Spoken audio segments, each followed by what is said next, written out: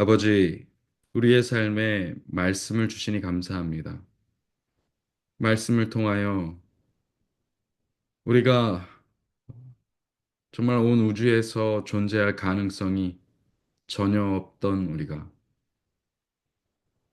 우리가 존재하고 살아갈 수 있을 뿐만 아니라 하나님의 자녀가 되고 주님의 후사가 되는 그 놀라운 축복을 얻게 되었음을 인해서 감사와 찬송을 돌립니다. 오늘 우리가 어떻게 그렇게 된 일인지 발견할 수 있도록 깨달을 수 있도록 그리고 그 백성으로 살아갈 수 있도록 우리에게 말씀을 주셨사오니 그 말씀 연구하고 탐독하고 사랑하고 또 전파하여 하늘의 백성됨을 더 확고히 하는 우리의 삶이 되기를 간절히 원합니다. 오늘 레위기를 배우겠습니다. 이 시작점에서 주님께서 주시는 기별을 통하여 저희들 듣는 것을 깨닫고 그에 합당한 열매 맺는 그런 삶을 살아갈 수 있게 도와주시옵기를 예수 그리스도 이름으로 기도하옵나이다. 아멘. 네, 성도 여러분 안녕하십니까? 예, 오늘 우리는 어, 요한계시록의 그 말씀을 끝내고 오늘 레위기 강해라는 정말 재밌고 또 여러분들이 이제까지 경험해보지 못했던 정말 새로운 기별을 공부할 수 있는 기회를 얻게 되었습니다. 이 레위기라고 하면은 일반적으로는 어, 이렇게 이런 얘기들이 많이 있습니다. 한간에 성경 항해의 암초다. 성경 순례의 고비 사막이다. 예, 깔딱고개다. 심지어 유대 격언에는 이런 말도 있습니다. 솔로몬도 레위기를 다 이해하지 못했다. 뭐 이런 격언도 있답니다. 그래서 심지어 교회에는 매주 레위기로 설교를 하면 교인 수가 자연스럽게 줄어들 것이다라는 농담도 있다고 합니다. 그 농담 때문인지 오늘도 들어오시는 분들이 적으네요. 숫자가. 그만큼 레위기는 성도들에게 사랑받지 못하는 책에 속합니다. 그러나 레위기는 사람의 구속 그리고 그 이후의 삶에 대한 하나님의 구체적인 지침이 수록된 책으로 기간으로 따지면 한 달 정도의 기록에 불과함에도 불구하고 알고 보면 수천 년 여호와 신앙 전반에 영향을 끼친 엄청난 책입니다. 저는 이 레위기에 대해서 구약의 복음서다라고 하는 이름을 좀 별명을 붙였는데요. 실제로 이 레위기는 신약에서만 한 40여 번 이상 인용이 될 정도의 책이고 또 특히 히브리서와 함께 구속의 청사진인 이 성소 기별을 이해하는 키로서 키 성경입니다. 매우 신학적으로 중요한 위치를 가지는 책이 됩니다. 이 개인적으로 좀 사족을 달자면 제가 목회를 시작한 이후에 다시 레위기를 새롭게 공부하고 이것을 강해할 기회가 있었는데요. 그때 저는 제가 이제까지 배워온 제가 제 삶으로 익혀온 이 신앙의 기독교 신앙, 재림 신앙의 이 유산들이 마치 구슬이 꿰어지는 것처럼 확 꿰어지며 어, 이런 표현이 있죠. 개안이라는 이 눈이 떠지는 그런 경험을 하게 되었었습니다. 그래서 여러분들과 함께 이 귀한 책을 공부한 것에 대해서 정말 저는 귀한 기회고 은혜라고 생각을 하고 있습니다. 여러분들이 지금 어떤 기대를 하고 계신지는 모르겠지만, 또 기대치가 낮으실지 모르겠지만, 저는 제 온도를 따지면 저는 지금 굉장히 흥분되어 있습니다.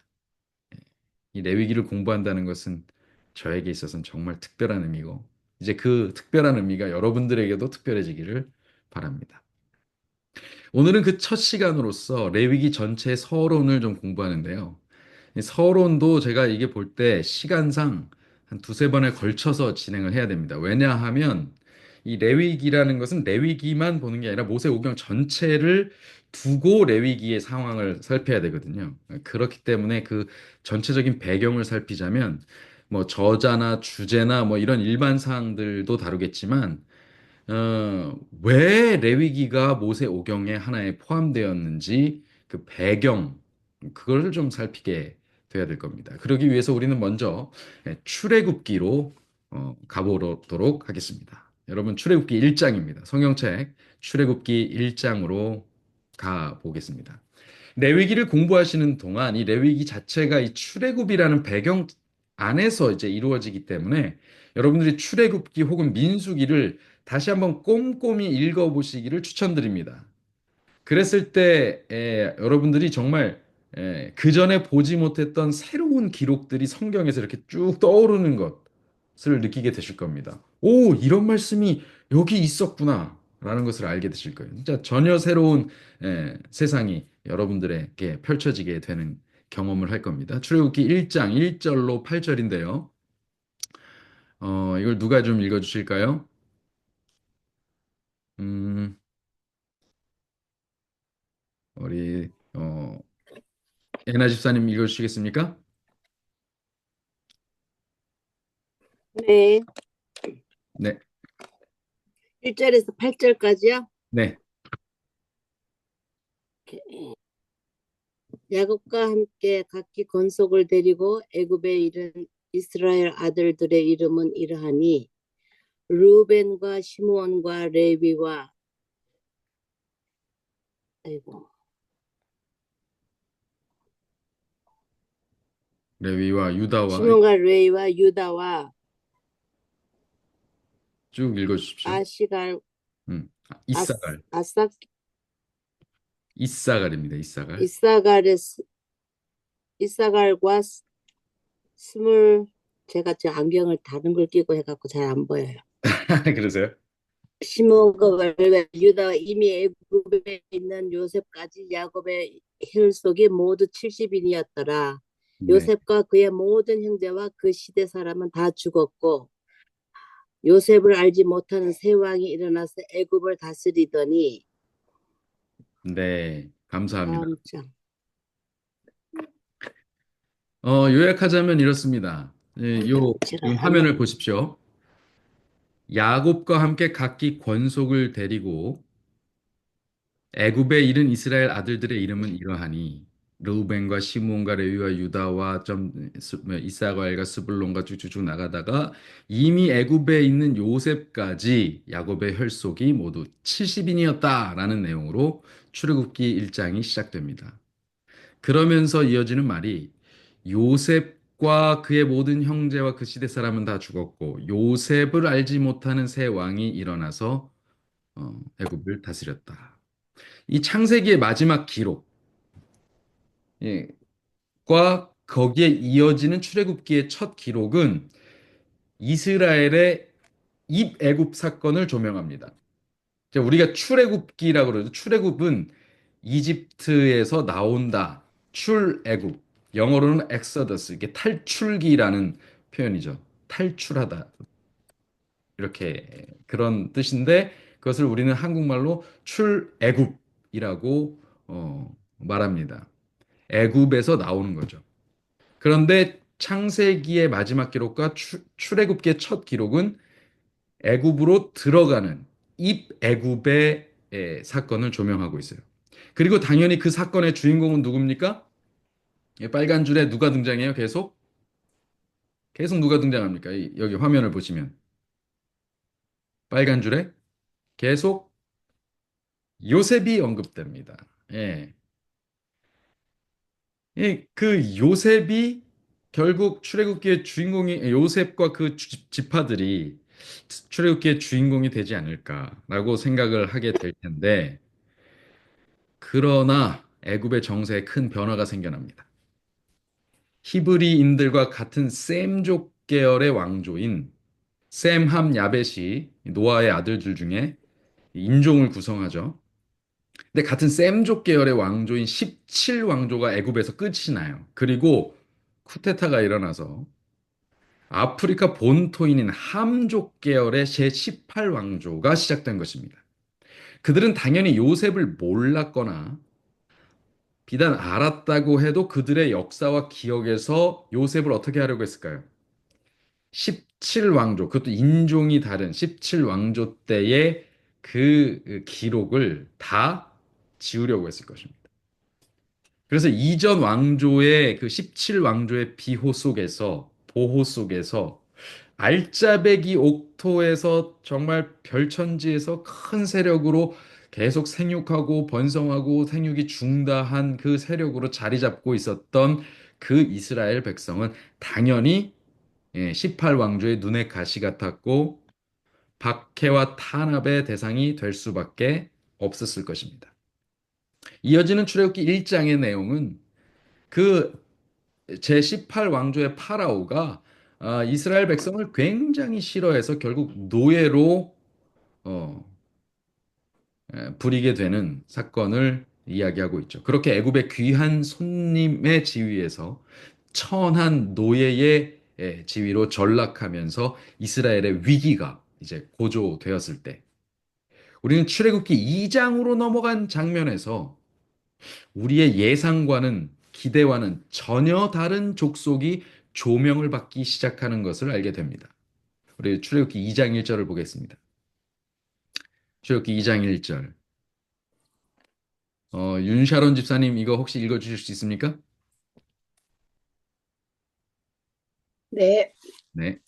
레위 족속 중 하나 사람이 가서 레위 여자에게 장가 들었더니 그 여자가 잉태하여 아들을 낳아 그 준수함을 보고 그를 석 달을 숨겼더니. 네. 레위 족속 중 한 사람입니다. 죄송합니다. 제가 잘못 썼네요. 우리는 출애굽기부터 레위라고 하는 정말 특별한 족속을 만나게 됩니다. 정말 기대치 않았던 등장입니다. 여러분 보세요. 예, 창세기 앞에서 말씀드렸듯이 창세기의 주인공이 누구였어요? 마지막에 요셉으로 끝나죠. 근데 갑자기 요셉의 계보가 이어지는 게 아니라 레위가 등장한단 말이에요. 자, 여기서 질문을 하나 드리겠습니다. 여러분이 알고 있는 레위는 어떤 족속입니까? 어떤 이미지가 떠오르십니까? 레위 하면 떠오르 성소를 지키는 자, 성소를 지키는 자. 또 맞습니다. 제사장. 제사장 맞습니다. 응. 또 또 어떤 이미지가 떠오르십니까? 레위 하면 떠오르는 이미지.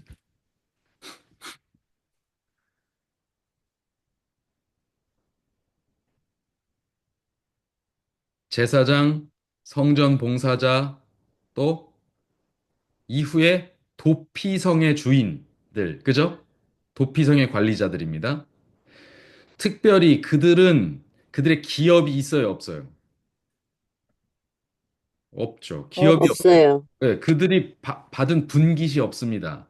대신 하나님 뭐라 그러셨어요? 내가 너희의 기업이다. 다른 네, 족속들이 여호와가 기업인 족속입니다. 그러니까 일반적으로 우리가 알고 있는 레위인은 바로 이렇게 거룩한 이미지예요. 구별된, 성별된 이미지입니다. 그런데 여러분, 본래 레위의 이미지는 그런 게 아닙니다.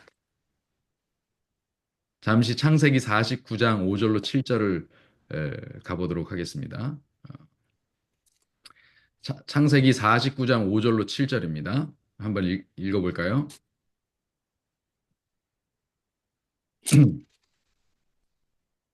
네.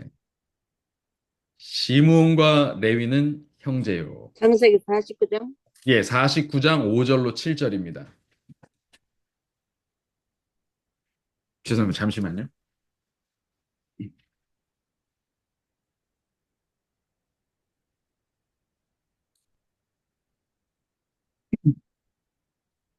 49장 5절로 7절입니다.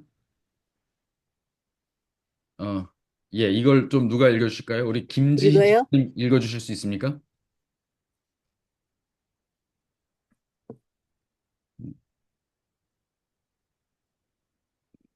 지금 못 읽으십니까? 예, 지금 뮤트가 안 꺼져 있는데.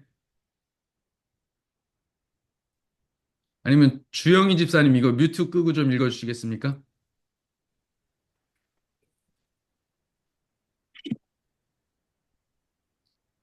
주영희 집사님도 어려우신 것 같습니다. 우리 사모님 혹시 읽어주실 수 있으면 좀 읽어주십시오. 5절에서 7절이요. 네, 시므온과 레이는 형제여 그들의 칼은 잔해하는 기계로다. 내 호나 그들의 모의에 상관하지 말지어다. 내 영광과 그들의 집회에 참여하지 말지어다. 그들이 그 분노대로 사람을 죽이고 그 혈기대로 소의 발목 힘줄을 끊었음이로다. 그 노염이 혹독하니 저주를 받을 것이요 분기가 맹렬하니 저주를 받을 것이라. 내가 그들을 야곱 중에서 나누며 이스라엘 중에서 흩트리로다. 네. 여러분, 여러분이 생각하신 것과는 달리 여러분의 기억에 있는 레위 지파의 이미지와는 달리 레위는 본래 그 형 시므온과 함께 매우 거칠고 불량한 기질을 가지고 있었습니다.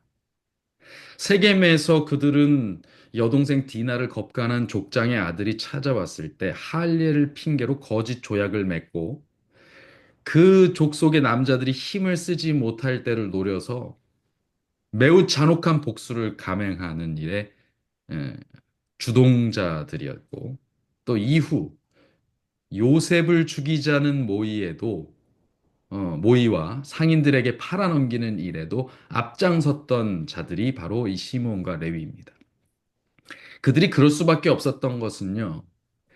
그들의 어머니가 누구냐면 바로 레아입니다. 레아의 첫 네 아들이 누구냐면 르우벤, 시므온, 레위, 유다입니다. 그들은 자라면서 계속해서 아버지로부터 사랑을 받지 못하는 어머니, 그리고 아버지에게서 사랑을 받지 못하는 자신들을 발견하게 됩니다. 또 사랑을 혹 받았다 할지라도 그 사랑이 어머니가 아닌 이모이자 작은 어머니인 레아에게로 더 많이 가 있고 이후 요셉이 태어났을 때 그들의 모든 상황이 다 바뀌는 것을 경험하고 엄청난 질투심에 사로잡혀서 그렇게 그들이 가지고 있던 그런 기질들을 화를 그렇게 잔인하게 풀어내는 자들이었어요. 그래서 그들에게 야곱이 마지막 유언을 통해서 자녀들을 축복하는 장면에서조차도 이들에게는 단 한마디의 칭찬이나 축복도 없이 오로지 저주만 받았었던 그런 족속들입니다. 시므온과 레위는 보세요. 지금 그들에게 대한 5절부터 7절의 야곱의 마지막 유언에서는 딱 이 말이 전부입니다. 자, 그러면 지금 이렇게 맞춰진 창세기의 내용을 토대로 전체적인 분위기를 볼 때, 이후 창세기가 맞춰진 이후 출애굽기의 주인공이 어울리는 지파는 누가 되어야 마땅할까요? 여러분이 아시다시피 이스라엘 백성의 계보는 족장의 계보입니다. 그래서 즉 아브라함, 그리고 이삭, 야곱으로 이어지는 장자 혹은 장자권자의 계보입니다. 아브라함이 시작되었고요. 그 다음 이삭으로 이어집니다. 이삭으로 이어질 때 어떤 사건이 있었어요? 네. 사실 이스마엘이라는 인물이 더 먼저 태어난 아들이 있었죠. 그러나 적자가 누구였어요? 적자가 이삭이었어요. 그래서 이삭에게로 이어집니다. 그 다음에 이삭이 쌍둥이를 낳죠. 에서와 야곱입니다. 그런데 우리는 에서와 야곱이라고 부르지 않고 야곱과 에서라고 바꿔 부릅니다. 왜 그렇습니까? 그 에서가 하나님의 백성이 되는 하나님의 민족이 되는 그 귀한 장자권을 경히 여김으로 팥죽 한 그릇에 팔아버려요. 그래서 그 장자권자로서는 야곱이 이어받게 되죠. 자, 그렇게 보면 이 계보를 이어서 주인공이 될 족속은 그 야곱의 장자 혹은 장자권자여야 하는 것입니다. 그 육신의 장자로는 누구냐? 바로 르우벤입니다. 르우벤이 첫 아들입니다. 그러나 그는 아버지의 침상을 범하면서 굉장히 능력 있고 또 재주가 많은 그가 장자권을 상실하게 되죠. 그 다음에는 그 둘째 아들이 누구냐? 시므온이고 셋째가 레위입니다. 그런데 위에서 언급한 이 잔혹한 행실로 인해서 저주를 받은 시므온과 레위는 장자권에서 또 밀려나요. 그러면 소위 제1정실 부인인 레아의 아들이자 그 리더십이 증명되어서 나라와 왕권을 약속받은 유다. 그가 이제 장자로서의 역할을 할 수 있겠죠. 실제적인 리더십이 증명되었어요, 유다에게는. 혹은 야곱 마음속의 진짜 아내인 라헬.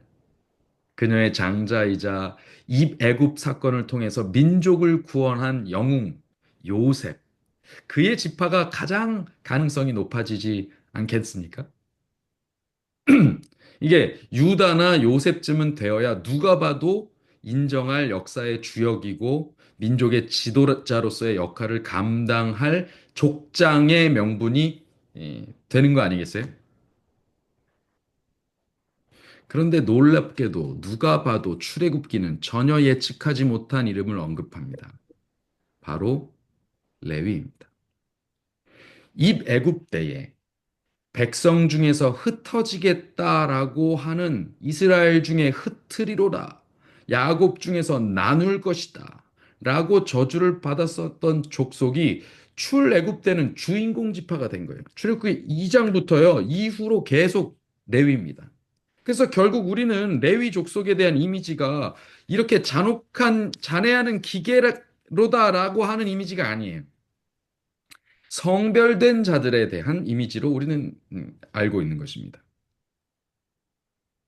실제로 흩어짐에 대한 동일한 예언을 들었던 시므온은 정말로 민수기를 보면요. 처음 계수할 때 5만에 이르던 족속이 나중에는 2만 이하로 떨어집니다.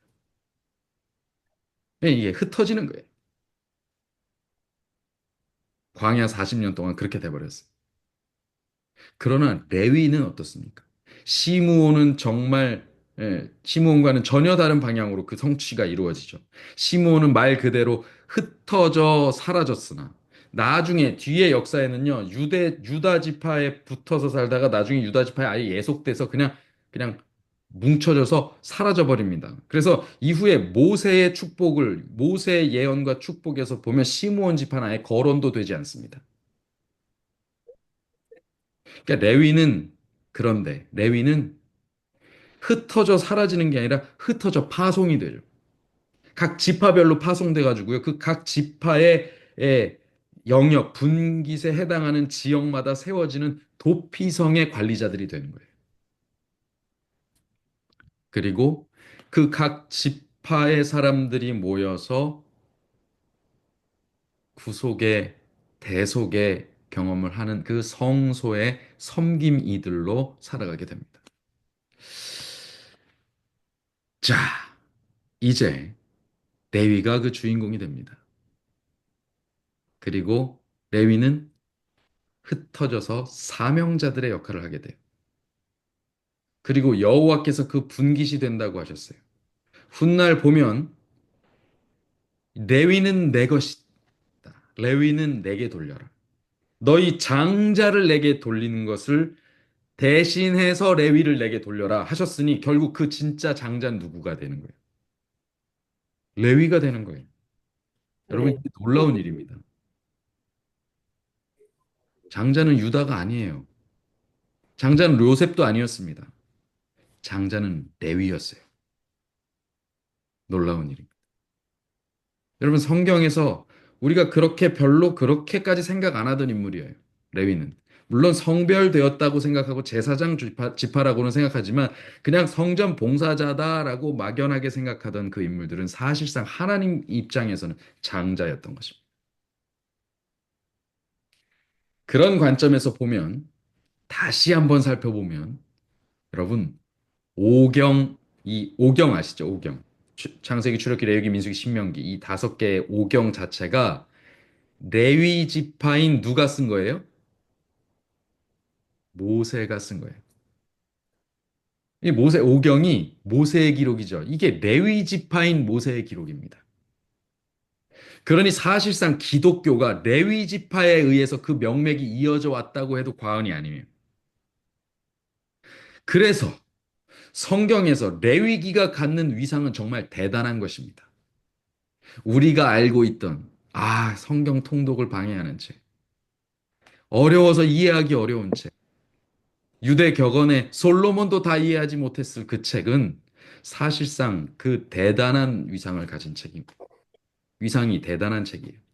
실제로 히브리 문학 기법상 레위기는 율법서인 토라, 이 오경의 율법서라고 그 유대인들이 율법서라고 부르는 토라의 정중앙에 위치합니다. 그리고 내용적으로도 이 율법서로서의 율법서라고 불리는 토라의 율법서 역할을 하는 책이에요. 그러니까 내용적으로도 주제의 역할을 하고 있습니다.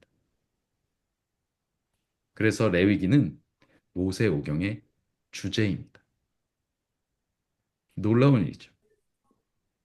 여러분, 이 성경이 66권으로 정리가 됐지만 사실은 성경은 66권뿐이 아니죠. 외경, 위경 할 거 없이 사실은 수많은 영적 기록들이 있습니다. 성령의 그 조명하에 쓰여진 기록들이 있어요. 그러나 지금까지 남아서 정리된 책이 요 책들이죠. 어쨌거나 저쨌거나 그 모든 책들의 근원, 뿌리, 핵심은 토라입니다. 모세 오경이에요.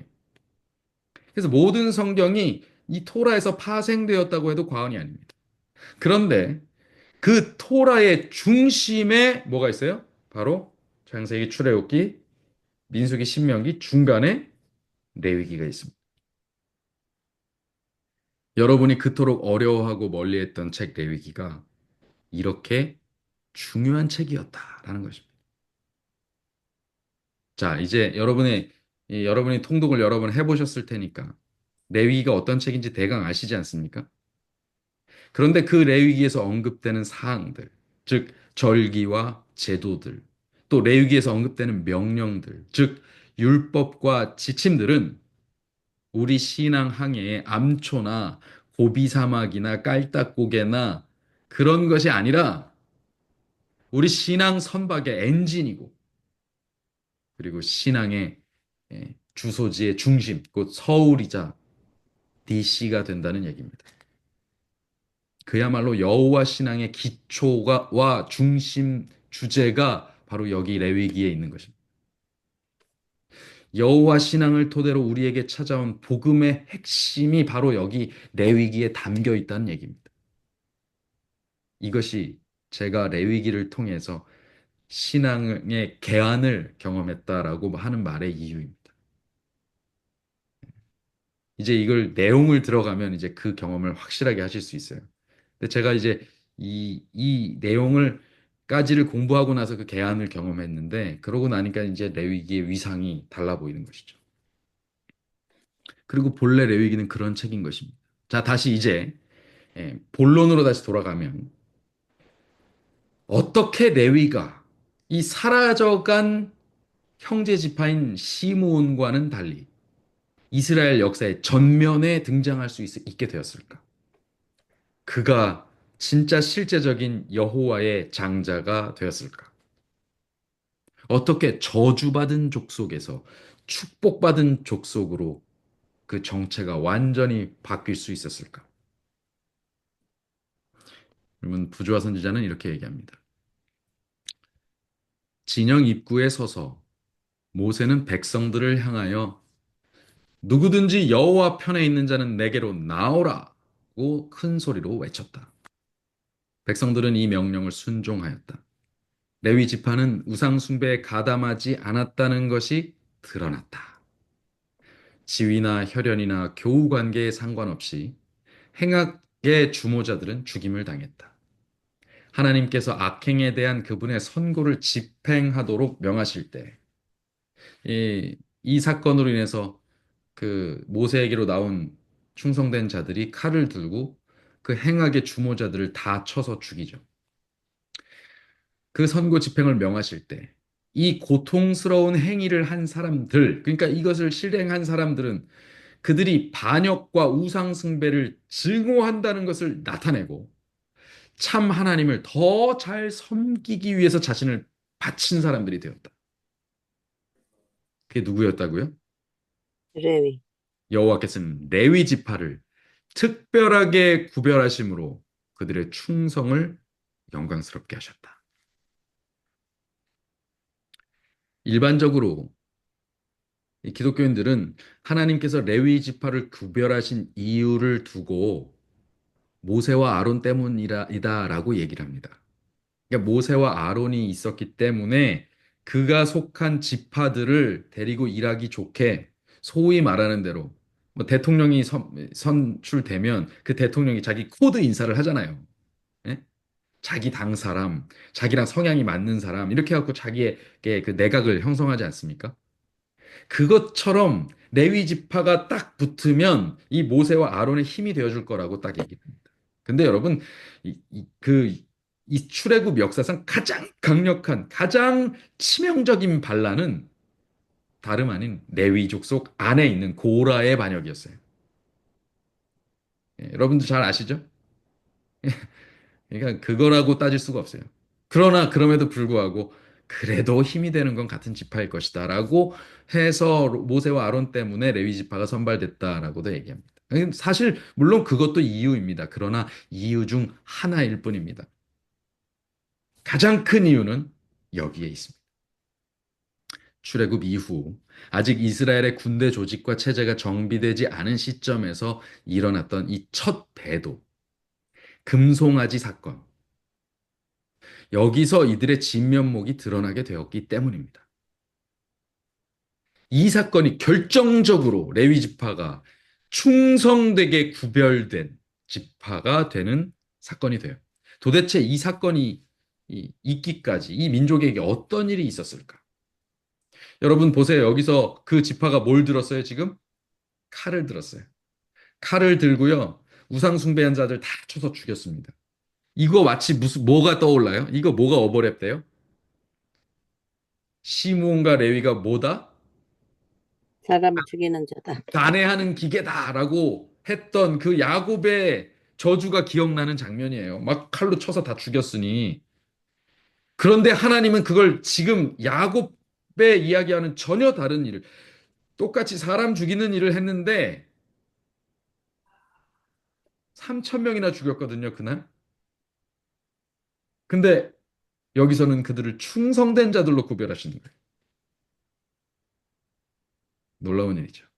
근데 정말 하나님께 대한 충성 때문에 이 일을 하기도 했습니다. 심지어 자기 자녀를 죽여야 될 수도 있었어요. 자기 부모를 죽여야 되는 일도 있을 수 있었어요. 그러나 그들은 그걸 실행한 것입니다. 그런데 도대체 무슨 일이 있었기에 그들의 역사는 시므온과 전혀 달라졌고 오늘 이런 선택을 하고 또 하나님께로 선택을 받을 수 있었을까? 우리는 다음과 같은 사건을 유추해 볼 수 있습니다. 시간을 돌려서 요셉을 팔고 그의 색동옷을 짐승의 피에 묻혀서 돌아온 열 아들들. 베냐민은 거기 없었으니까요. 예. 그들이 이제 아버지 앞에 딱 섰을 때 아버지가 어떻게 됐어요? 그들은 예, 그 어떤 난관도 뚫고 지나갔던 아버지가 그렇게 무너지는 것을 처음 보았습니다. 그 아버지의 형언할 수 없는 비통함 앞에서 이전에 느끼지 못했던 정말 큰 죄책감이 그들에게 느껴지게 됩니다. 이 일 때문에 여러분 잘 아시는 창세기 38장에 유다는 형제들 사이에서 멀어지게 되죠. 특별히 이 일의 주동자 중에 하나였던 레위는 그 사건 이후로 그 형 시므온과 이제 거리를 좀 두게 됩니다. 이게 모두가 모든 형제들 사이에 이제 예, 생각이 많아졌어요. 레위는 생각합니다. 나는 그저 아버지의 사랑을 좀 받고 싶었을 뿐인데, 아버지의 관심을 좀 받고 싶었을 뿐인데, 아버지의 칭찬을 듣고 싶었을 뿐인데, 왜 내가 하는 일마다 그렇게 잘못되고, 왜 내가 하는 일마다 그렇게 비난을 받고, 왜 내가 하는 일마다 그렇게 파괴적일까? 나는 어쩌다가 형제를 죽이고 파는 일까지 벌이게 되었을까? 고통 중에 시간이 흐르고 흘러서 그 땅에 기근이 들고 애굽으로 갔을 때 죽었다고만 생각했던 요셉을 다시 마주하게 된 레위. 여러분, 그때의 심정이 어땠을까요? 다행이다. 살아있어서 다행이다. 그리고 동시에, 아, 이렇게 이제 내가 죄가를 당하는구나. 내가 벌인 죄의 예, 그 값을 이제 받는구나. 요셉은 어쩌면 레위의 눈에 담긴 회개의 눈빛을 보았을지도 모릅니다. 그래서 그는 형제들 다 보내면서 그를 담보로 잡은 게 시므온이었어요. 시므온만을 가둔 것입니다. 레위는 안 가두고. 그리고 시간이 흘러서 그 회개하는 자의 심령과 태도는 그 자녀들에게로 전달이 되었을 것이고, 그 지파에는 주변의 어떤 선동에도 흔들리지 않고 하나님께 충성하고 순종하는 일이 가훈과 가풍이 되어서 이어져 왔을 수 있습니다. 저는 그렇다고 생각해요. 그리고 마침내 4대가 지나 애굽의 정권이 바뀌고 그리고 그들의 노예 생활이 시작되었을 때에도 그들은 변치 않는 충성된 삶의 자세를 보였고 그러한 지파의 안에서 하나님의 지도자가 탄생하게 되었을 때 그 지파에 신실했던 부모들은 그 아기가 막 태어난 아기가 그 지도자임을 알아보았을 것이다. 여러분, 출애굽기 2장 1절은 2장 2절은 그 여자가 잉태하여 아들을 낳았는데 그 준수함을 보고 그를 석 달을 숨겼다고 했어요. 여러분, 그는 그 앞에 이미 큰 아들이 있고 큰 딸이 있고 큰 아들이 있었어요. 그쵸? 딸도 있고 아들도 있었어요. 그러니까 셋째예요. 그러니까 자녀를 안 낳아본 것도 아니고 장자인 것도 아니에요. 그런데 그 아들을 낳아서 그 준수함을 봤다 그러면 그 아기가 여러분 아시죠? 태어나면 그냥 빨개요. 그 사실 처음에는 쪼글쪼글 못 나기도 했어요, 심지어. 그 아기가 준수하면 또 얼마나 준수하겠습니까?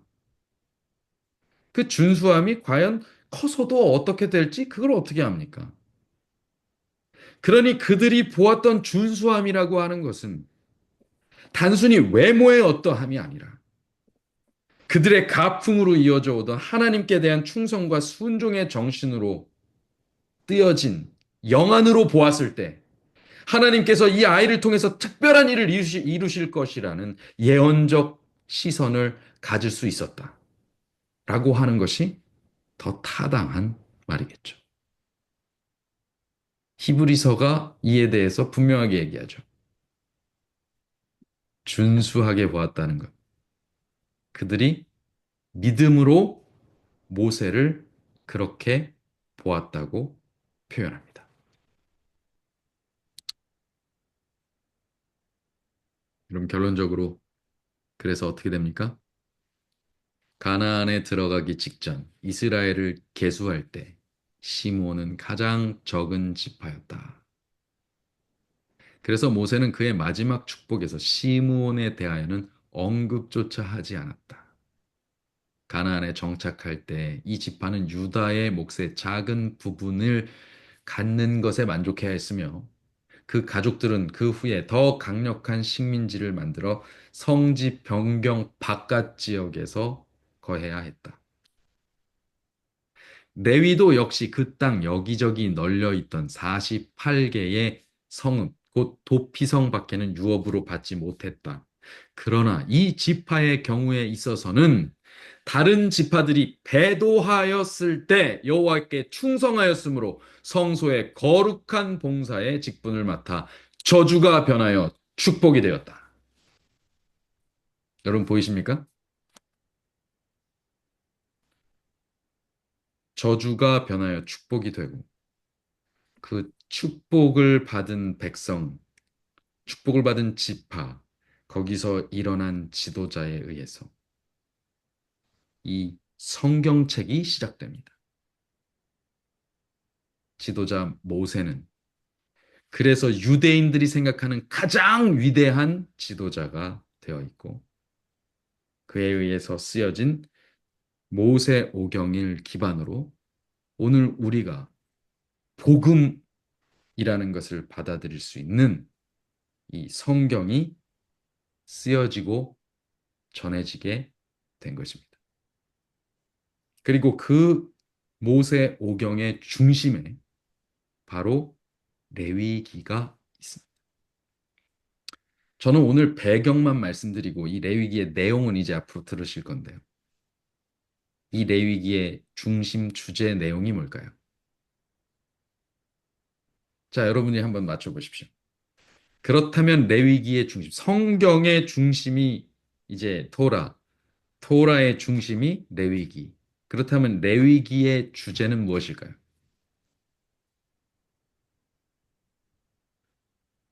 많은 사람들이 레위기의 주제를 이야기하면 뭐라고 얘기합니까? 그냥 일반적으로 여러분이 아시는 얘기를 해보세요.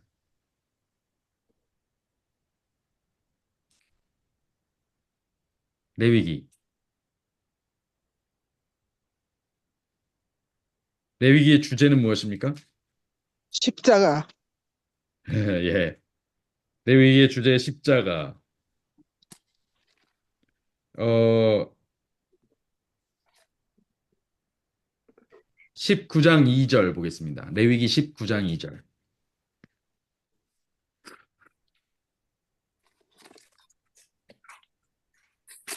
일반적으로 우리가 아는 레위기의 주제는 이것입니다. 예. 문해적인 주제가 이것입니다. 1절부터 읽겠습니다. 19장 1절. 여호와께서 모세에게 일러 가라사대 2절. 다 같이 읽겠습니다. 시작. 너는 너는 이스라엘 이스라엘 자손의 온 회중에게 고하여 이르라. 너희는 거룩하라. 나 나 여호와 여호와 너의 너의 하나님이 하나님 거룩함이니라. 거룩하니 주제가 뭐예요? 주제? 거룩하다. 거룩. 주제를 한 단어로 딱 꼽으면 레위기의 핵심 주제는 거룩입니다. 거룩이에요. 거룩의 뜻이 뭡니까? 사실 거룩이라는 뜻은요, 구별되다. 1980년대까지만 해도 그 국어 사전에 등재되어 있지 않던 단어래요. 거룩이라는 단어 자체가. 교회 안에서 계속 써온 단어인데 사전에 정의되지 않은 단어예요. 예. 근데 거룩이라는 단어가 갖는 의미가 뭐예요? 히브리적 의미가 따로 구별되다. 떼놓다, 음. 구별하다 이런 뜻입니다. 따로 떼놓다. 그러니까 구별해 놓는 겁니다. 따로 이렇게 딱 구별해 놓는 거예요. 그러니까 내가 거룩하다 이거 뭐예요? 그러니까 너도 거룩해라. 그게 무슨 뜻입니까? 내가 거룩하니 너도 거룩해라. 여러분 사실 이거 말이 안 되는 말이에요. 나 구별했으니 너도 구별해라. 사실 구별이라는 단어는요. 그냥 혼자 쓰이는 단어가 아니에요. 어떤 대상이 필요한 단어예요. 왜 구별해요? 제가 어린 시절에 그때 당시에 보온 밥솥이 제대로 없고 그냥 압력밥솥에다가 치치치치 하고 밥을 지으셨어요, 어머니가. 그러면 가장 먼저 위에 살짝 걷어낸 다음에 그 속밥을 딱 떠가지고 먼저 이렇게 오봉밥을 딱 떠놓습니다. 이 누구 거예요? 아버지 거. 와, 우리 아버지 거. 그게 그렇게 해갖고 어디다 넣어요? 아랫목에. 이, 사실 저는 연탄 보일러 세대고 연탄에서 기름 보일러로 바뀌던 세대.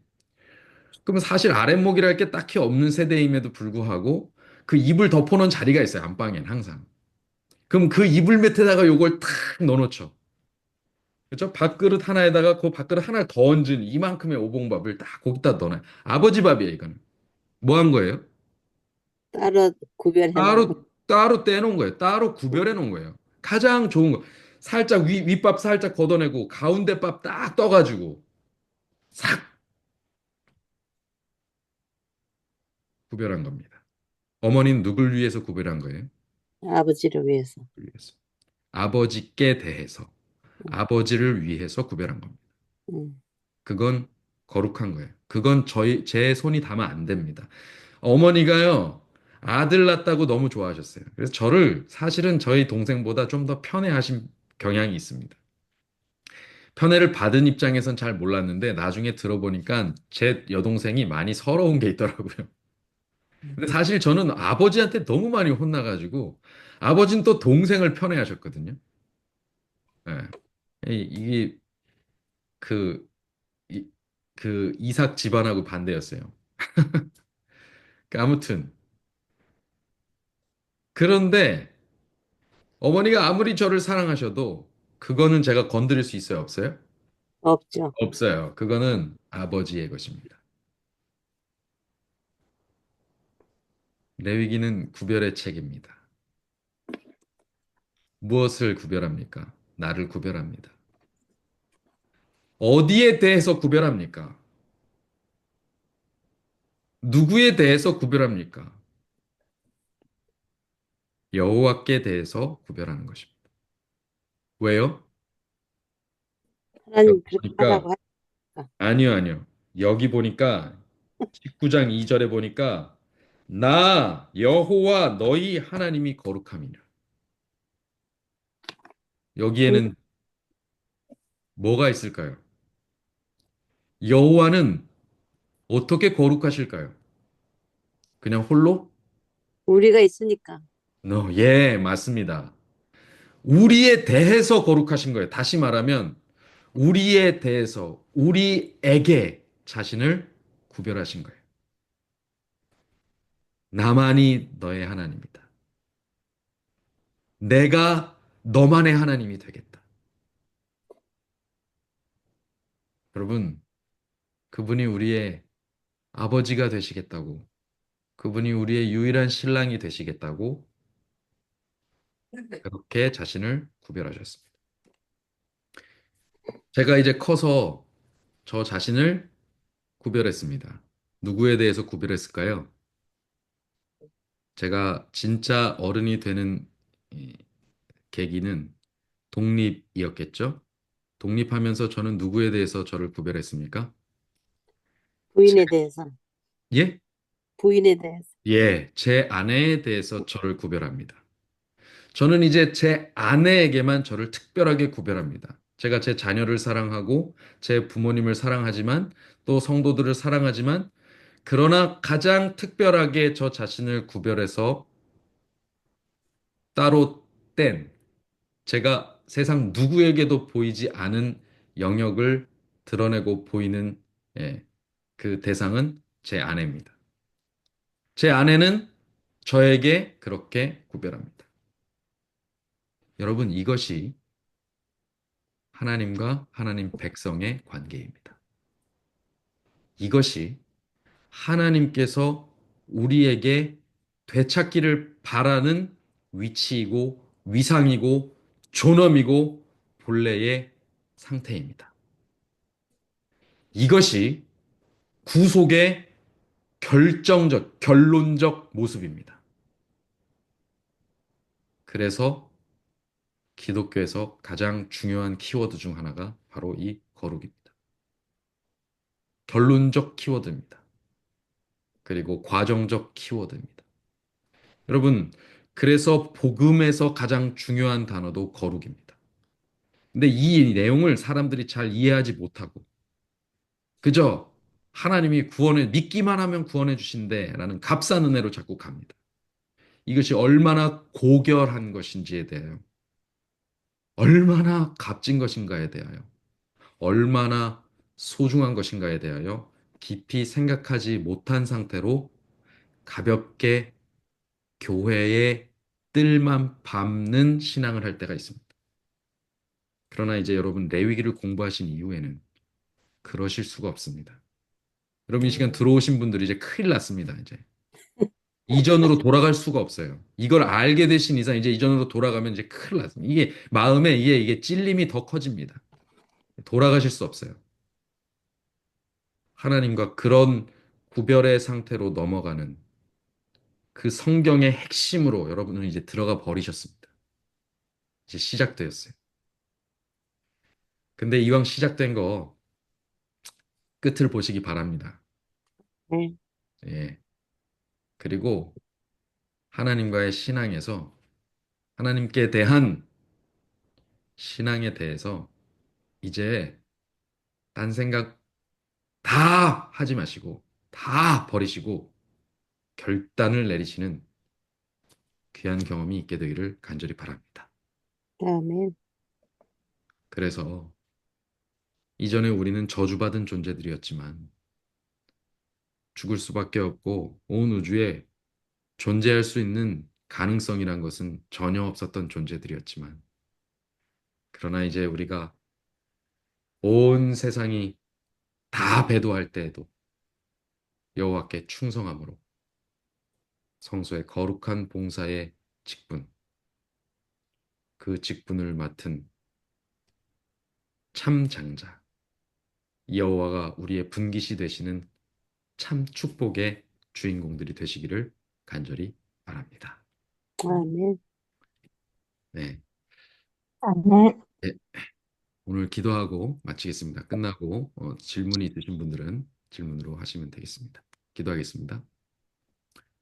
아버지, 오늘 우리는 레위기의 강해에 앞서 레위기의 서론을 공부했습니다. 어떤 기본적인 내용에 들어가기 전 왜 레위기가 오늘 이 시점에 우리가 연구할 정말 중요한 책인지에 대해서 그 배경을 공부하게 되었습니다. 주님, 이제까지 우리는 레위를 잘 몰랐습니다. 레위기란 책도 잘 몰랐습니다. 그래서 그저 어렵고 난해한 책으로만 생각해 왔습니다. 그러나 이 책이 가지고 있는 위치와 중요도를 다시 한번 깨닫게 되었고, 이제 그 말씀을 깊이 살펴보고자 합니다. 주님, 앞으로 이어지는 모든 시간들 동안 이 말씀을 통해서 우리의 신앙의 눈이 떠지게 하시고, 우리의 신앙이 참 결정을 내릴 수 있게 하여 주시옵소서. 아멘. 한 발은 세상, 한 발은 교회. 이렇게 애매하게 있었던 우리의 자세는 이제 쳤고, 세상 그 누가 뭐라 해도 오직 주님께 순종하고 충성하는 그런 거룩한 백성으로 구별되게 하여 주시옵소서. 아멘. 주님, 오늘 이 말씀을 저희가 깨달을 수 있는 기회를 주셨으니 감사합니다. 아멘. 주님께서 우리를 얼마나 사랑하시는지 또 깨닫는 시간이었습니다. 주님, 앞으로 이 시간을 주님의 것으로 삼으시고 복 주시며 능력을 더하시고 지혜를 부어 주시옵소서. 이 말씀을 듣는 우리의 삶이 변하고 이제 이 말씀을 통하여 나누는 우리의 사랑이 능력 있게 하시기를 간절히 바라며 예수님 이름으로 기도합니다. 아멘. 아멘.